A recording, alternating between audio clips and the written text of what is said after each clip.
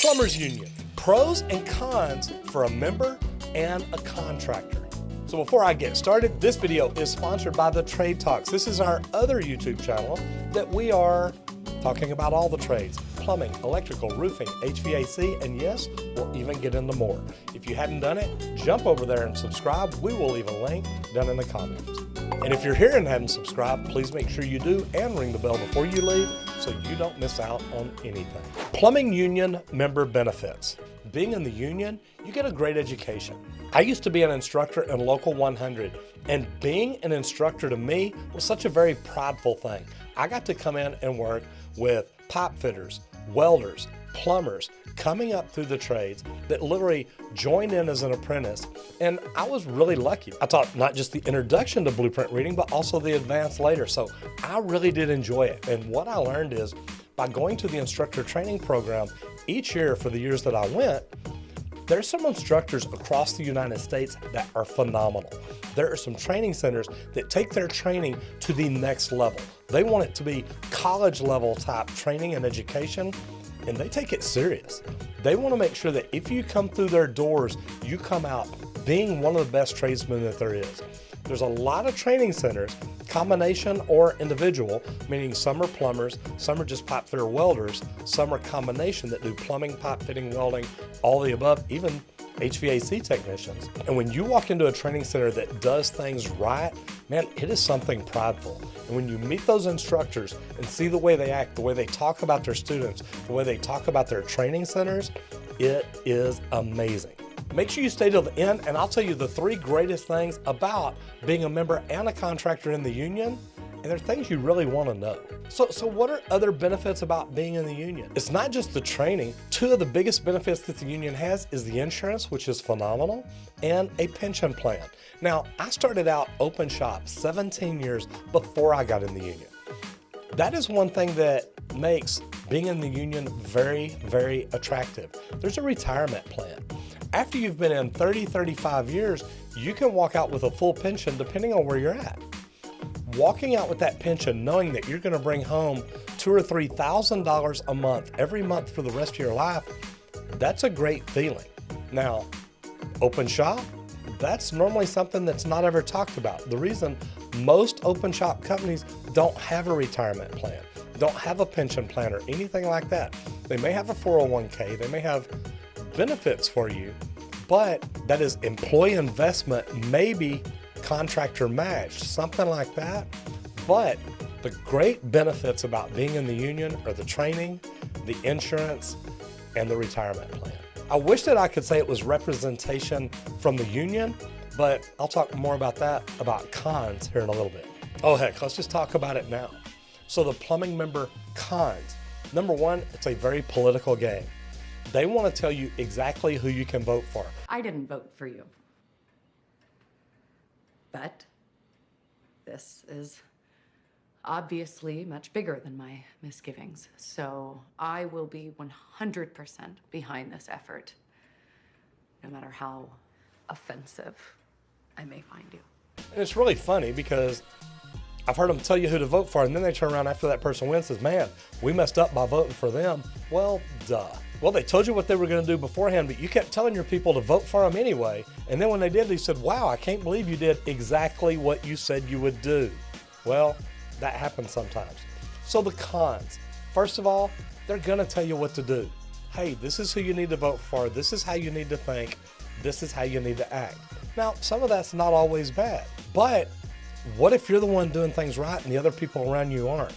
Remember, their job is to look out for everybody. Me, when I became a superintendent, when I started running big jobs, they didn't like the way that I ran it. They didn't like that I would lay off people for lack of production. They tell me, you can't say that. But you don't say that. Shut up. Wake up my dad and get me grounded. It's like, well, it's easy to show they're not producing. And they're like, well, yeah, but you can't put that down on the paper. You can't prove it. Well, with the MCAA labor set up the way it is and the way they show you how to track hours and do hours, yeah, you really can. A guy has 10 hours to do a job, it takes him 20. I'm sorry, that's non-production. Here's the problem with the union.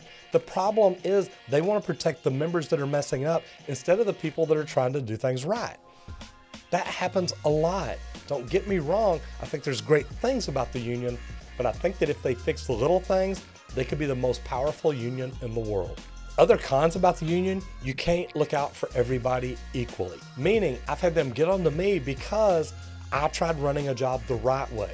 Tried making it good for the members, because once you're in management, they don't really consider you a member. You're part of the enemy, which would be the contractor. So they kind of make it hard for you to do your job right and do things good for the men.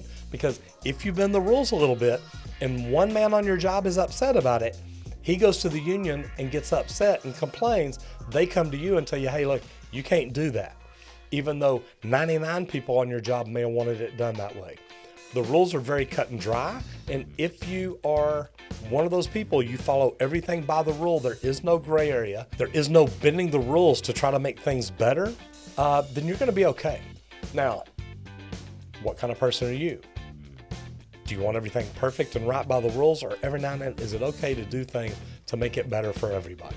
To me, that was one of the biggest cons. One of the only other downfalls about being a member, there's no paid holidays. Okay, it's happening. Everybody stay calm. What's the procedure, everyone? What's the procedure? Stay calm. Now, a lot of companies, even me, when I opened up later, we paid our employees holidays. The union doesn't have that. Now, if you're in management, if you're a foreman or superintendent, you can work that into your package because union scale is a minimum. They have to pay you this much. Once you become a foreman or superintendent, your deals are kind of negotiated. I had vacation, I had holidays, I had vehicle allowance, I had gas card, I had a lot of extra benefits, but that does not happen to every member. Another con about a member is if you're like me, if you come in from open shop, they don't like you very much. When I first got in, I was called every name in the book. But the good thing is my work ethic is what got me through. I made it a point on every job I walked on to try to outwork everybody there, and that helped. So there's good, there's bad. Just be careful. Know what you're in for. Now, the plumbing union contractor benefits. Now, if you're a union contractor, there's some good things there. You can actually communicate with the union. You're part of the MCAA, the Mechanical Contractors Association. How much representation you get from them, I really don't know. I didn't get much as a contractor, but I understand that they have a good training program set up. They have things set up to help train contractors to do better. So the benefits are, when you're a union contractor, you should be able to call the hall and say, hey, I need 10 plumbers, I need 3 pipe fitters and 3 welders. And they should be able to fill that call for you. Think about that. How nice would it be to have a company where you don't have to worry about unemployment and laying people off and stuff like that? You send them back to the hall. If you're done, if your job is ending, you start cutting people loose, you send them back to the hall. But the good thing about it too is if you need 20 men tomorrow, you need them for 3 weeks or 6 weeks. If the hall can't fill that job, then what they'll do, they'll reach out across the United States and say, hey, we're looking for 10 plumbers, 3 pipe fitters, and 3 welders. All the business agents and business managers across the country see that and get that, and they can call their people that are on the out of work list and say, hey, if you'd like to go to Dallas, we got a job for you. Now, another benefit they have is the Market Recovery Fund. Now, in a town like Dallas, where it's a big non-union town, they deduct 25 cents an hour from every employee. So think about it, 25 cents an hour, that's $10 a week. It doesn't add up to a lot. But if you've got 1,000 members, that's $10,000 a week. Now it starts adding up. The Market Recovery Fund is in place, so if we bid a job against an open shop contractor and we know we're close, we can talk to the union and say, hey, this is a 100,000 hour job. How much market recovery money will you give us? Maybe 100,000 hours, they say, look, we'll give you $1 million. That's $10 an hour. Now, that's a lot of money, and it's probably not going to be that high, but imagine if the union is giving you $1 million that they've collected from the members to help you compete against an open shop company. Man, that's not a bad deal. And it's something that the union members help contribute to. That is definitely a benefit for the plumbing union contractor. Plumbing union contractor cons. If your union does not like you, they don't have to send you people. My union really couldn't send me people because I did residential service. Now, they told me for 3 or 4 years they were going to start training and make things better. It just never happened, not in a timely manner. And another con is whenever apprentices come down to the hall and say, hey, we want to do residential service. I want to get into the union. I want to do residential service. And your own union tells them, well, we don't do residential service. Well, excuse me, you've been collecting money for me for 5 years. Why not? That's part of the problem. If your union does not like you, if you do not play that political game, if you don't, I guess that's the best way to put it. If you don't play that political game, it's gonna hurt you. I just started here. I'm an intern, but I'm a poli-sci major in college. Okay, well, guess what, Jason? You're running my campaign. It cost me a lot of money over almost 5 years to be a union contractor. But once I got out, things started looking better. I will say this, as a plumbing union contractor benefit, we hadn't been in for 5 years, so when we got out, it was really easy to get out. They didn't make it complicated, and actually, my union was pretty good to work with. On the national level, that's where I think the best things are about the union, whether you're a member or a contractor. As a contractor, if you associate with these other unions nationally, there's great mentorship programs where you can build masterminds with different companies, get together and find out who's doing what works and what doesn't work. Another good thing is the national convention. If you can get chosen from your union to go to it, you can build a community of great tradesmen across the United States. Now, unfortunately, a lot of these guys are just playing the political game to get there, but just like the instructor training program, I think that there's some great people there. So my best thing about being in the union is literally the training program.